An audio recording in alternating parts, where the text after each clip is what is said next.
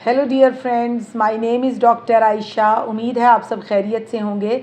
आज मैं इस टॉपिक पे बात करूंगी कि दौरान हमल खून की कमी किन बच्चियों को हो सकती है।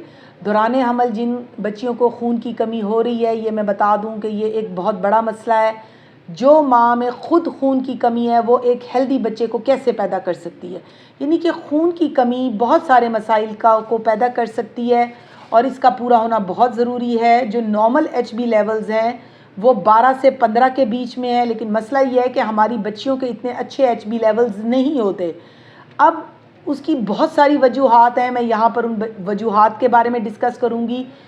फ़र्स्ट ऑफ़ ऑल, वो बच्चियाँ जो उनको फर्स्ट ट्राइमेस्टर ऑफ प्रेगनेंसी में बहुत ज़्यादा वॉमिटिंग है, नाउजिया है।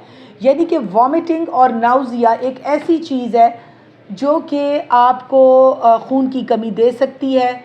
अब वॉमिटिंग ये है कि हर चीज़ से स्मेल आ रही है।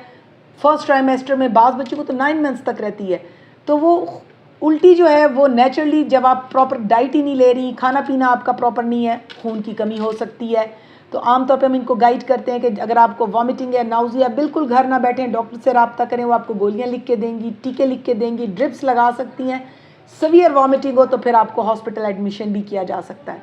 दूसरे नंबर पे वो बच्चियाँ जिनकी प्रॉपर डाइट ना हो। अब बहुत सारी बच्चियाँ मुझे कहेंगी, डॉक्टर साहब हम सब कुछ खाते पीते हैं, हम सब कुछ ले रहे हैं, आप कैसे कहती हैं कि मेरी जी डाइट जो है वो ऐसी नहीं है कि उससे खून की कमी हो, हम तो पेट पूरा भर के खाते हैं। अब उसमें सबसे बड़ी वजह ये होती है कि जब आपकी डाइट में आप प्रॉपर आयरन, प्रोटीन और उसमें कैल्शियम मौजूद नहीं होता। अब आप खा क्या रही हैं ये इंपॉर्टेंट है। First of all 1 egg daily, eggs की पुआ हुआ होता है, ये बच्चियाँ एग नहीं ले रही थी। दूसरी बात है मीट से उनको हज़म करना मुश्किल होता है, उल्टी है, दिल ख़राब हो रहा होता है, मीट नहीं ले रही होती। थर्ड इंपॉर्टेंट चीज़ है ड्राई फ्रूट्स नहीं ले रही होती जी, कि ड्राई फ्रूट्स गर्म होते हैं, उससे हमें उल्टी हो, वो बच्चा ज़ाया हो सकता है, उल्टियाँ लगी हुई होती हैं, हम नहीं हज़म कर सकते।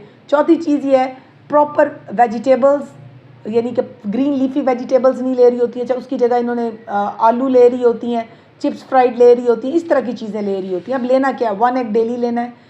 मीट आप छोटा बड़ा जो आप अफोर्ड कर सकते हैं, बासानी ख़रीद सकते हैं, वो ऐड करें। आप उसमें चिकन ऐड करें, आप कलेजी ऐड करें, आप यकीन करें कि आपके HB लेवल्स बहुत अच्छे हो जाएंगे।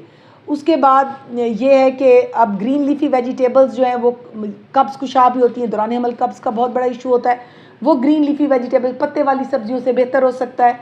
और इम्पॉर्टेंट चीज़ ये है कि आपने 1 फ्रूट डेली लेना है, दूध दही लेनी है, वो कैल्शियम का सोर्स है, उसमें प्रोबायोटिक्स हैं। अब दूध जो है उसमें आप नट्स ऐड कर सकते हैं, उसमें एक फ्रूट ऐड करते हैं, सेब केला ऐड कर लें, स्ट्रॉबेरी ऐड कर लें, जो आपको पसंद है ऐड कर लें।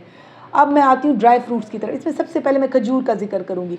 खजूर लें, विद मिल्क लें, ड्राई फ्रूट्स लें 100 ग्राम, थोड़े थोड़े से होते हैं, छोटे से, वो एक छोटी सी 100 ग्राम एक चुटकी जितने बनते हैं, वो आप डेली ले सकती हैं। कोई आपका उससे बच्चा अबॉर्ट नहीं होगा, डरने की ज़रूरत नहीं है।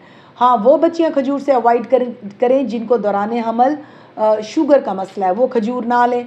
उसके बाद नेक्स्ट स्टेप आता है वो बच्चियाँ जिनको ब्लड डिसऑर्डर्स हो, थैलेसीमिया है, कोई और ब्लड का इशू है, वो बच्चियाँ भी, उनको दौरान हमल खून की कमी होती है। अब ये कोई रूल नहीं है जी मेरे पिछले हम बच्चे में भी खून कम था, मेरा इस बच्चे में भी कम है, मेरे उससे में भी बच्चे में खून कम होता है। याद रखें, खून की कमी आपके अपने ऊपर है। अगर आप प्रॉपर डाइट लेंगी, प्रॉपर अपनी आयरन कैल्शियम टैबलेट्स लेंगी, आप बहुत सारे मसाइल से बच सकती हैं।